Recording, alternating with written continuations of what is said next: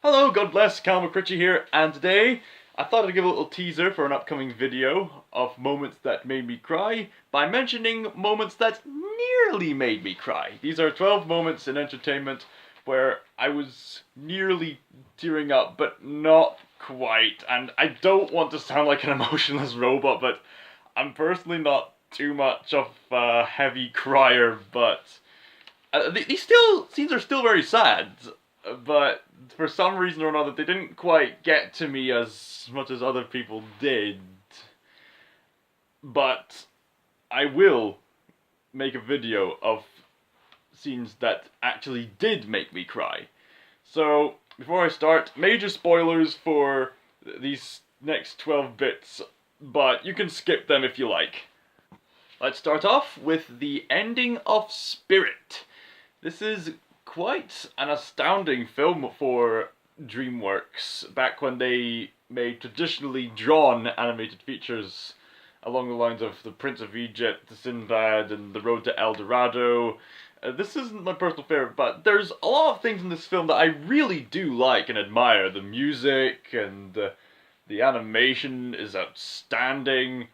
I wish it would have been a little bit longer, but the ending was quite effective nonetheless. So, throughout this film, a spirit, well, the horse, has befriended this young Native American boy, no, young man rather, and they've been through so many highs and lows together, and the scene is very simple. Spirit just needs to get back to where he belongs. And so they say goodbye to each other, and I don't know, the way that the whole scene was presented, it nearly made me tear up. Just the big music, and just the emotions on their faces, and just the atmosphere. And then they followed by Bryan Adams' song of I Will Always Return, and oh! Gets to your... really touches the spirit. The next one is a short animated film called Wolfsong. This is not an easy film to get through. It's hard. I'd highly recommend watching it because it's very harsh, but still very beautiful in how it's done. So the story of this short film is that there's this hunter who has recently claimed a trophy from hunting these animals. He's got this young cub, this young wolf cub, as a trophy. And this cub, of course, just so happened to have a mother wolf who is angry towards the hunter.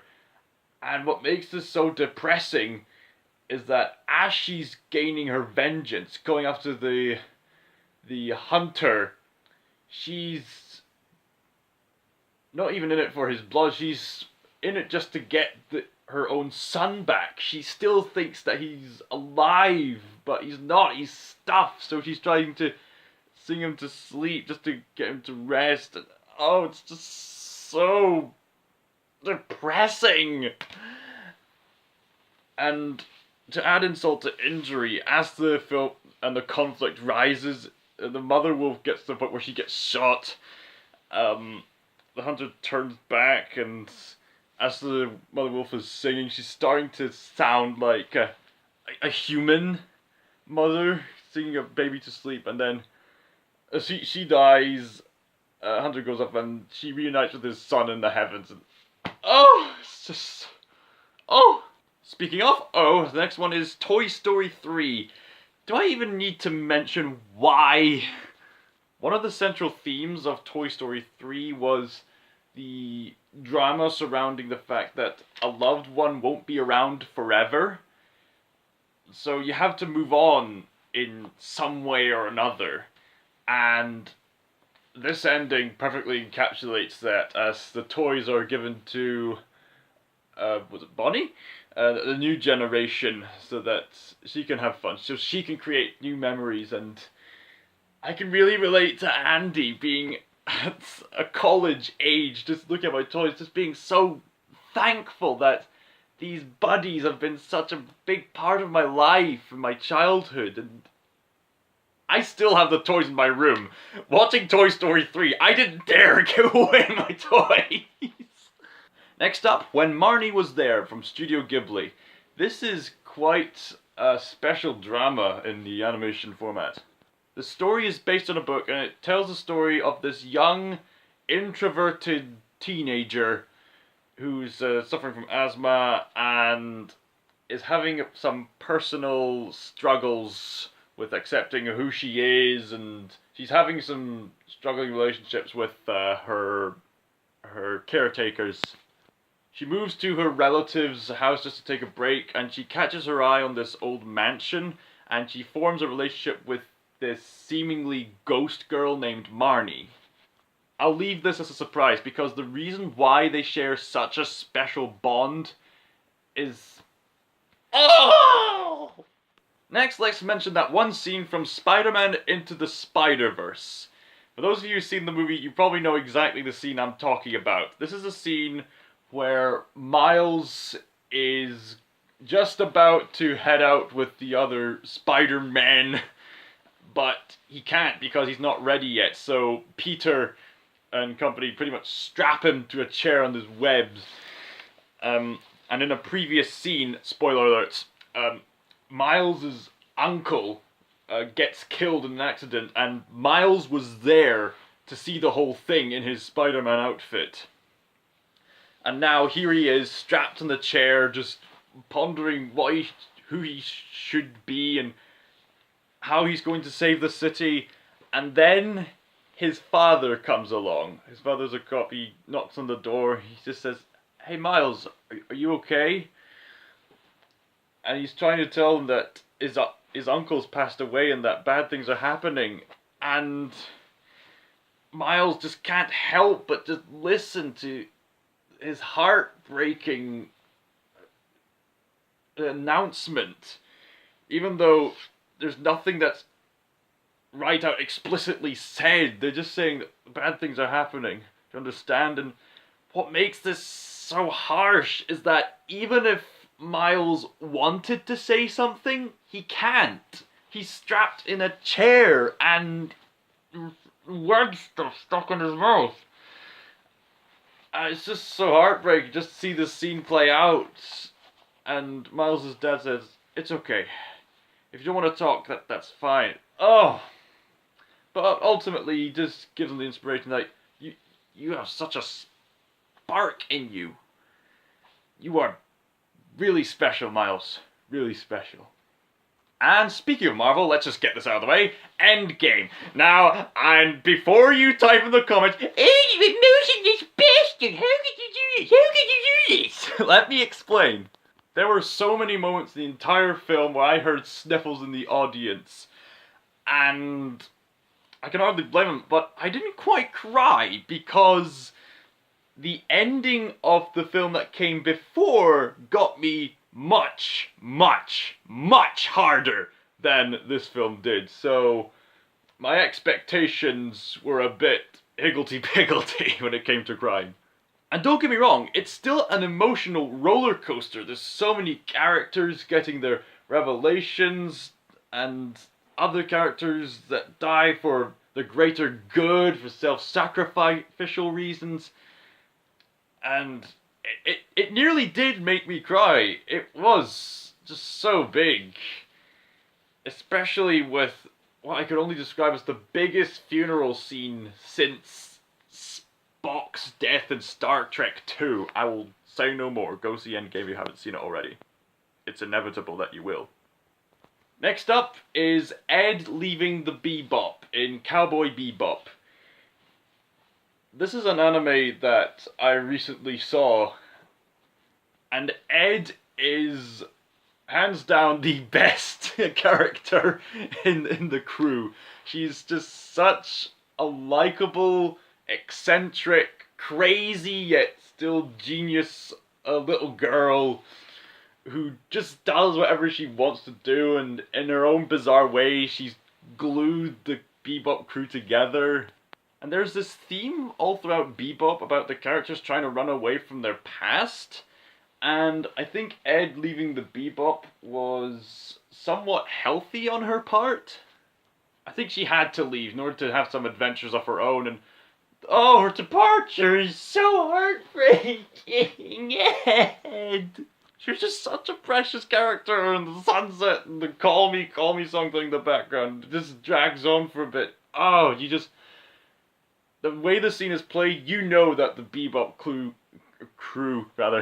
you know that the Bebop crew has lost something precious, but at least Ed's got I'm the dog for company. Next up, King Kong dies in the Peter Jackson version of King Kong. This is a tragic monster story with a bit of a twist on Beauty and the Beast, I think. Judging by the infamous quote of 'twas Beauty that killed the Beast, not the planes. And King Kong's taking his stand against the planes, trying to protect the one that he had such a precious relationship with, even though he's just a little woman. And what makes it so tragic is that as he's dying, he's saying farewell to practically his only friend. He was a loner with his family practically being killed or extinct. And as he dies, he just does this little smile at her. Oh, so heartbreaking, so heartbreaking. Next up, the ending of Gravity Falls. Next on my list is the Gravity Falls ending. Now, you fans out there know exactly why I was almost in tears but didn't quite cry. I'd highly recommend watching this series before having me spoil it for you. Basically, every episode has been building up to this one episode. There's this really heartwarming message about family. And this message comes to full fruition when one of the major characters sacrifices their memories for the greater good. It was greatly foreshadowed if you were paying attention. And one of the major characters has to sacrifice their memories in order to eliminate this demonic character. And the victory is bittersweet, since this character is now a major hero and he doesn't know it. And it's just so heartbreaking seeing their relative, except he doesn't remember who they are. Now, the reason why I said that I almost cried was because this tragic sacrifice is only short term, because this character gets their memories back surprisingly quickly after looking at a memory book and seeing a pet pig, but you gotta remember, this is a show for all ages, but still, oh! That was just part of what made the finale of this show so great. And speaking of emotional animated shows for all ages, next are several scenes from Avatar: The Last Airbender. I mean, the whole show is just an emotional roller coaster in general. And most of the scenes that nearly made me cry center around Zuko and Uncle Iroh. Both of these characters have gone through such radical changes that have changed the outcome of their lives. Iroh, the man who would have been Fire Lord, used to be a ferocious leader, but during this big battle, his son died. And after grieving and traveling around the world, he finds himself and becomes the wise, tea-loving man we know today. And his nephew Zuko has had some serious family issues. Their task starts off simple, just catch the Avatar and regain their honor, but as the show progresses, their aims become much more complex. And throughout this journey, Iroh has been the real father figure for Zuko. Despite his short temper and his shortcomings, Iroh's always there for Zuko. And Iroh just loves helping people, but if only he could have saved his son. Do I even need to mention the Leaves from the Vine scene? You know, that scene where he's mourning on his son's grave, singing this lullaby, and to add salt into the wound, the scene ends by saying, "In honor of Mako." That lullaby was literally the last recording Mako recorded before he died. And Zuko and Iroh's relationships go through so many ups and downs. At one point, Zuko betrays Iroh, and throughout the majority of Season 3, he's regretting it. So, at the finale, they finally reunite, and Zuko is in tears. He's so sorry for betraying him, but then Iroh doesn't care. He just quickly just turns around and just gives him a big, squidgy hug. It just goes to show how well crafted the characters in this show are. Number 11, Inside Out. Just the whole film. Well, specifically the second half of it. For those of you who haven't seen the film, I probably won't say too much, but the specific scenes I'm talking about is the scene where two characters fall into this pit. That scene onwards nearly made me cry. With all of its beautiful themes on mental health, what you should let go in order to move on, what you should accept in order to have a healthier future. It's eerily similar to the ending of Toy Story 3 now that I think about it. But to make a long story short, it's okay to be sad. Hence the reason I'm making this video. And finally, a scene from Les Miserables involving Gavroche. This very young but very confident character was so inspirational in this movie. For those of you who don't know, this is a very famous musical about the French Revolution, and this kid named Gavroche plays a key role in motivating the other characters during the second half of Les Miserables. I mean, there's plenty of other important characters as well, but for the sake of this list, this character nearly got to me. He was the one encouraging people to follow him. He was the one who motivated his older friends to keep fighting even when all hope seemed lost. He even helped see through the disguise of Javert. Javert being a high-ranking police officer. And at one point, Gavroche goes through the shortcut just in front of the barricade just to collect some supplies or something. He sees the enemy soldiers gathering up, and his friends and his older brother going, "Come back! Come back!" But Gavroche is just confidently singing away. The soldiers shoot. They miss. Gavroche just smiles, still singing, still doing what he needed to do. Then the captain calls a shot. Ping! Gavroche gets shot. Still singing confidently. And you can even see it in the enemy captain's face. He doesn't want to do this, but he's doing it anyway. So they fire again. They shoot Gavroche dead into heaven, and the boys carrying him in. And chaos happens, and having young characters die is very tragic in general. But there's this scene that comes afterwards. Oh, that nearly got to me. Essentially, Javert comes back to the battle scene, just seeing all the carnage and what's happened, and then he sees the corpse of Gavroche. And what Javert does next is, really touches me here. In respect of Gavroche's bravery, Javert takes the dignity to take off one of his badges and places it on Gavroche's chest, and then the music bring him home. It didn't quite get to me as much as another scene, but it nearly did. It was this close to making me bawl like a baby. So there you go, those are 12 scenes that nearly made me cry. Next video, 15 scenes that did make me cry. If you're new to a channel, feel free to share this video with a friend. And join me next time for a real tearjerker. Scotch Meyer, signing out.